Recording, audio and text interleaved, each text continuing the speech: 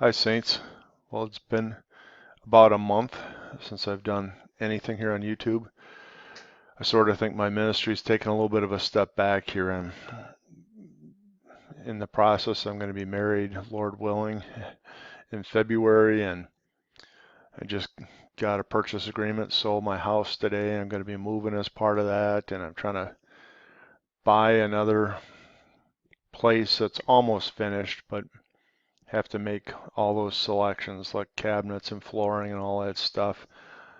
So long story short, I've just been kind of buried, but um, I keep my eye on the news, and there's just this flood of stuff just keeps coming, and I know a lot of us have been watching for years now, and you just wonder when's it all going to wrap up. Um, and we don't really know the answer to that question, right? But we know it's close.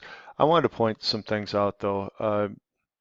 Pastor J.D. Farag, that does his prophecy update weekly here. He's Calvary Chapel out in Hawaii, Kaneohe, and he's really knocked one out of the park, I think, today. I mean, he does a good job every week, but the part that's important to realize is he breaks down how the alliance now with Russia, Iran, Turkey now siding with Russia. He gets into that. Libya, everybody that's mentioned in Ezekiel 38, 39 now is starting to function together. And the major city, and we'll look at here in a minute, Aleppo fell. Saudi Arabia and the Sunni forces were defeated there. And he gets into some of the political dynamics as well, because you've got the big Sunni bloc mentioned in Ezekiel 38, 39. You've got Saudi Arabia that doesn't do anything, and then you've got, if we got it right, the Tarshish and the Young Lions would be England, the U.S., not doing anything as Israel's attacked.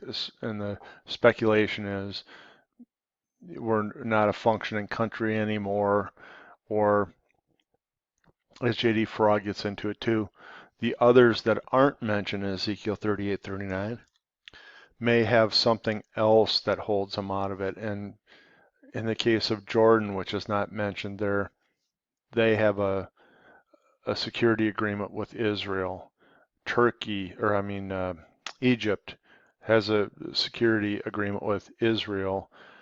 Saudi Arabia, which is Sheba and Dedan, you could even say Saudi Arabia, Yemen, I think, is included there, but Saudi Arabia in particular has an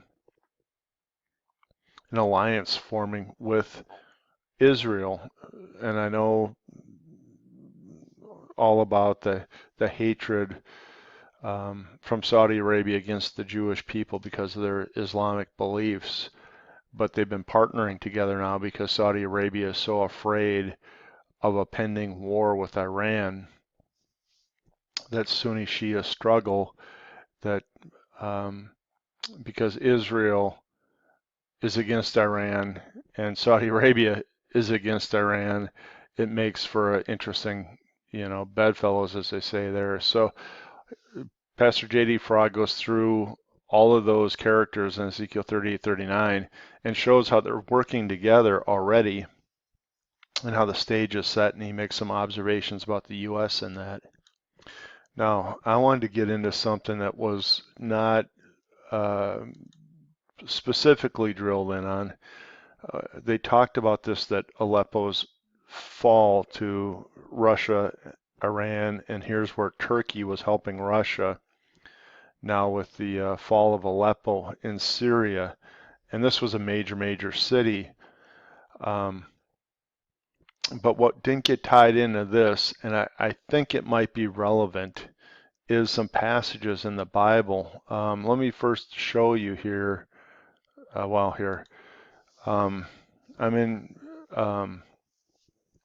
Jeremiah 49 concerning Damascus. Hamath is confounded, and Arpad, for they have heard evil tidings, they are faint-hearted. There is sorrow on the sea, it cannot be quiet. Damascus is waxed feeble and turneth herself to flee, and fear has seized her. Anguish and sorrows have taken her as a woman in travail. Now, we've dug into that reference, woman in travail. The birth pangs, it's referenced in the New Testament as well. It seems to point to the time of the tribulation there, but let's just leave that there. How the city of praise has not left the city of my joy, meaning it's been destroyed. Damascus has been destroyed. Therefore her young men shall fall in the streets, and all the men of war shall be cut off in that day, saith the Lord of hosts. And I'll kindle a fire in the wall of Damascus, and shall consume the palaces of Ben-Hadad. Now, Hamath and Arpad is interesting, and we did this months and months ago. But you see, Arpad's up here by Aleppo, and Hamath is down here. It's Homs area, and then you come all the way down south to Syria. And matter of fact, one of the articles J.D. Frog reads, the writer of the article even says that with the fall of Aleppo, that's the warm-up act, so to speak, for the taking of Damascus. And you guys probably all heard in the news a couple weeks ago, Israel did a strategic fly-in to Damascus and hit a weapons cache they claimed that included weapons of mass destruction that Israel was trying to prevent getting into the hands of Hezbollah, which is the Iranian-controlled militia that's in Lebanon. So you already have Israel striking in Damascus against Hezbollah, but you have up to the north Russia, Iran, Turkey coming in and taking Aleppo. Okay, so what order did we just read there in Jeremiah 49? Hamath is confounded, and Arpad, for they have heard evil tidings, they're faint-hearted, there is sorrow on the sea. Then Damascus is waxed feeble. I'm just speculating out loud here, but isn't it interesting that Aleppo up here in the northern region was just taken by that alliance, Turkey, Iran, Russia. Aleppo was just taken, and now does the alliance move further south, hit this area of Homs, and then come on down to Damascus? A little bit of speculation there. Now I'm flipping around between Bible study tools here, but here we're going into Isaiah 17. Look at this, the burden of Damascus. Behold, Damascus is taken away from being a city, it's a ruinous heap. The cities of Aurora, I don't know if I'm pronouncing that right, are forsaken. They shall be for flocks which shall lie down. The fortress shall also cease from Ephraim, okay, northern Israel, and the kingdom from Damascus, and the remnant of Syria as the glory of the children of Israel, meaning very likely that Israel participates in this strike of Damascus, but northern Israel, Ephraim, is hit. And so let's just see if it's probably not the best map. But when Damascus falls, boy, I should find us a better map. Hang on a second.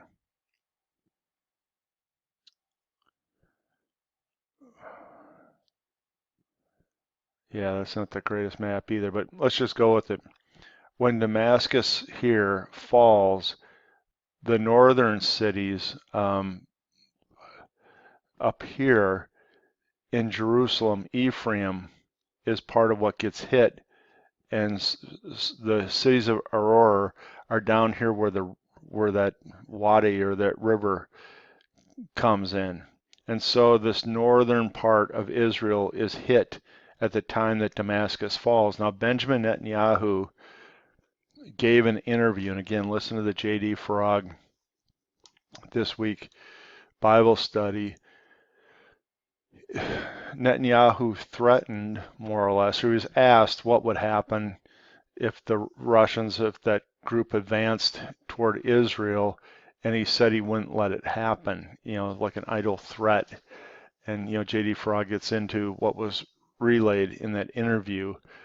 But that's the scenario we're listening to here. If they come down, if they take Damascus, Russia, Iran, Hezbollah, and all that, they already tried to get weapons of mass destruction from Damascus, probably supplied by Russia, maybe Iran, into the hands of, well, Lebanon is not showing in here where Hezbollah is, but into the hands of Hezbollah. You already have one attack from Israel. So if Israel perceives that this alliance is going to come down to Israel, they attacked Damascus already once to prevent weapons of mass destruction.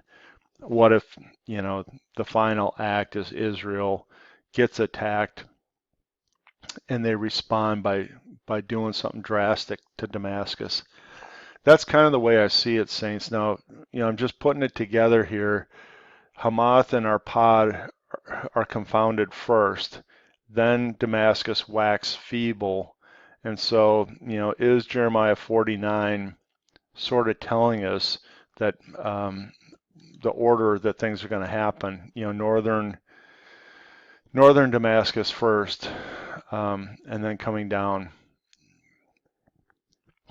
Northern Syria first, and then coming down past Hamath into Damascus, and then the Isaiah 17 strike occurs. Now, J.D. Farag says that it's the Isaiah 17 strike then causes the response to be that Russia and Iran flood down into Israel and die on the mountains of Israel. And so, that's setting up an ordering to the passages potentially.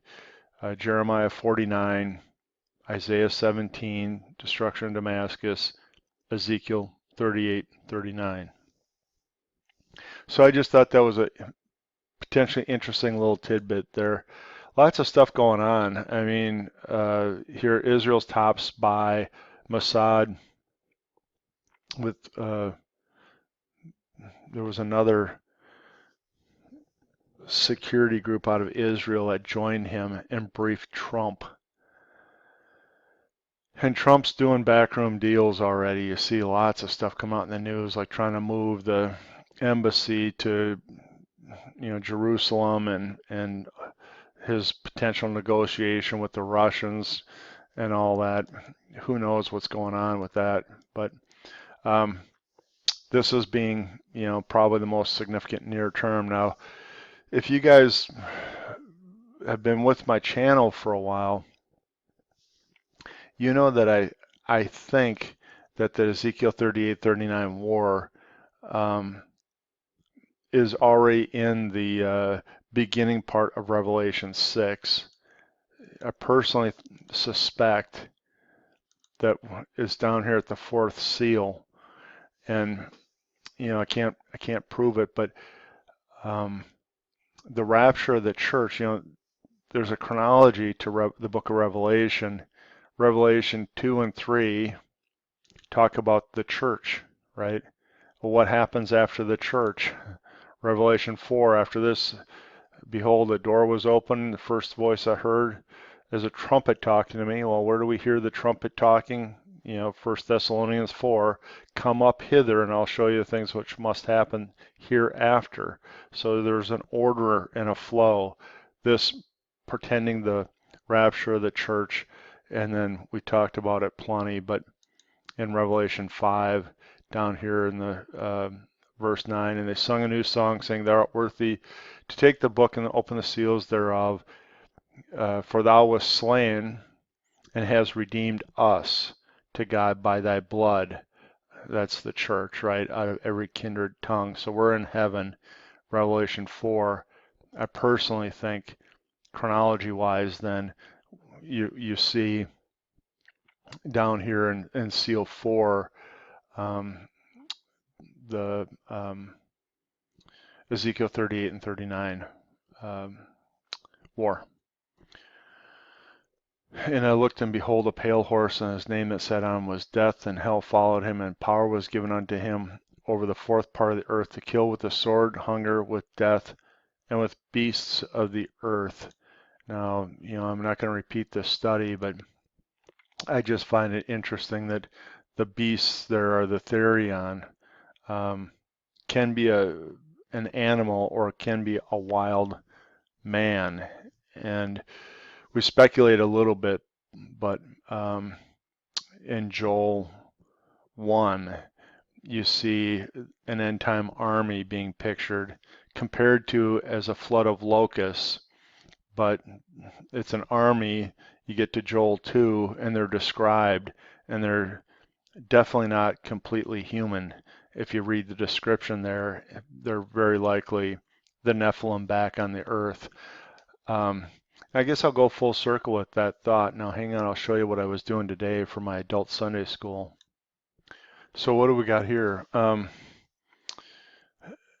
Because it was coming into the holidays, and I just drugged my Sunday school class through 2 Sunday school lessons, looking at the Greek words for love in the Bible, agape, phileo, trying to decipher the difference between them, and then answering the question, does God love everybody? And so you have to define what love means biblically first. So we did that, and I thought, wow, that was, heavy duty Greek word study.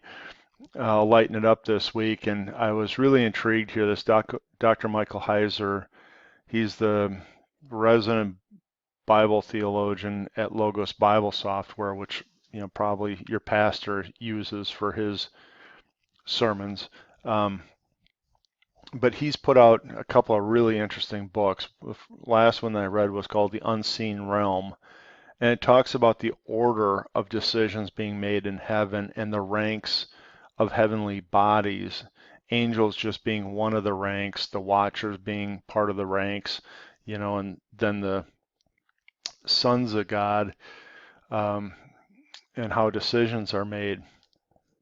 That was really compelling. And now he's about to bring out another book called Reversing Hermon. And so what I did in the class is I went to the references of the angels that came down, mated with human women, corrupted the gene pool of the earth. And this is what's great, is Dr. Michael Heiser gets into all the historical support that story actually happened, that first century Jews, specifically the apostles that wrote in Peter and James, and he even references stuff that Apostle John wrote in the book of Revelation as coming directly from or being viewed in light of the book of Enoch, which that's Jewish writing from the intertestamental period, attributed to Enoch, but it's what they knew of the day of the role of Enoch back in history, seventh from Adam. And so his claim is that book was very influential to the apostles that wrote, and of course, quoted by scripture directly, and obviously coming through the influence of the Holy Spirit. That sin that's documented in the book of Enoch is what gets repeated there in Peter's epistles and in James, in Jude. So we got into that today, looking at those references in the New Testament, and then we took them back, and I showed them some of the Old Testament references to the angels coming down and then producing the giants. And we got into how even the dimensions and the weight of the giants are specifically mentioned in the Old Testament. So now you have to start to say, well, if that was all hocus pocus myth, why was God so specific with some of those weights and dimensions and sizes of the giants that were created from that unnatural mating that occurred. So as Dr. Michael Heiser lends credence to the fact that that was a true historical fact, well understood going way back to ancient archaeology in Mesopotamia, the land of Babylon, right, and the Ur of the Chaldees, what Abraham got called out of. And so the historical support is there. And there's a series of these interviews that they did, bam, bam, bam, in a row with Dr. Michael Heiser, and he took on different portions of this. So he talked about the book of Enoch directly in one of these, and then he's talking about the Watchers specifically, and in others he was talking about the Jewish understanding of what this meant in terms of corrupting all of society and that type of thing. So if you want to, watch some fun stuff, I'd say just click on Skywatch TV and play back the last 3 or 4 interviews with Dr. Michael Heiser. I think it'd just be educational. If you've heard tidbits of it, but you don't really understand how it fits together, that's well worth your looking at. But coming full circle then, I think that we're back seeing the beasts of the field, these Therion, being the return, of some of those genetically mixed, fallen angel mating with human women kind of problem coming in the time after the church is in heaven, showing up here, maybe starting as early as Revelation 6:8. And so, all these things are sort of building. I just think it's curious as all get out what's going on in the Middle East right now and what it's building to and the alliances that are made.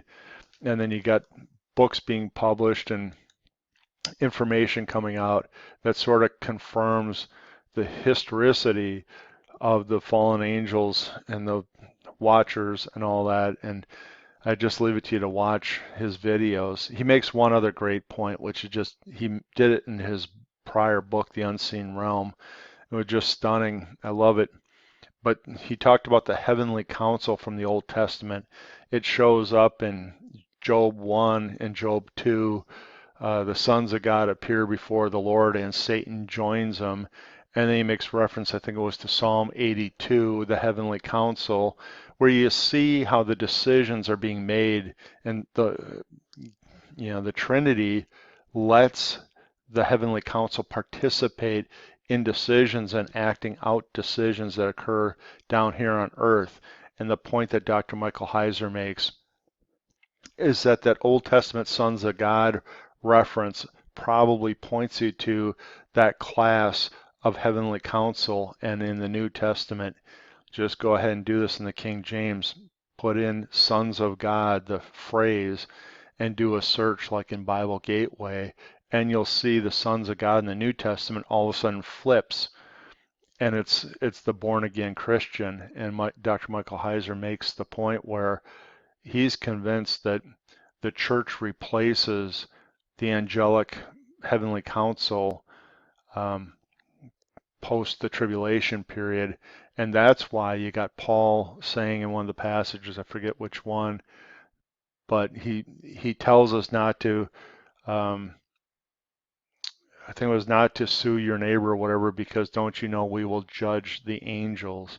And that's just a reference there of that transaction that's going to take place post the tribulation period. So I know this was kind of rambling, Saints, but just, man, I took a break here from all of the immediate life stuff I've got going on with the wedding and sale of the house and Christmas and purchase of a new house and blah, blah, blah, just to make sure you guys are still got your radar tuned up and you're watching all this that's going on. There's too much to comment on, but I just thought these are some great resources. I'll put links to some of this down below. The JD Frog video, this one here with Dr. Michael Heiser, but I just suggest you go take a look at the last 3 or 4 interviews they did with them to get the full context. Otherwise, just go to debka.com and keep watching as well. That's the military news from the Israel, and so it's pretty cool. All right, God bless you, Saints. I know, I won't probably hear from many or most of you here before Christmas, and Lord willing, we're still here through Christmas. I wish everybody a Merry Christmas.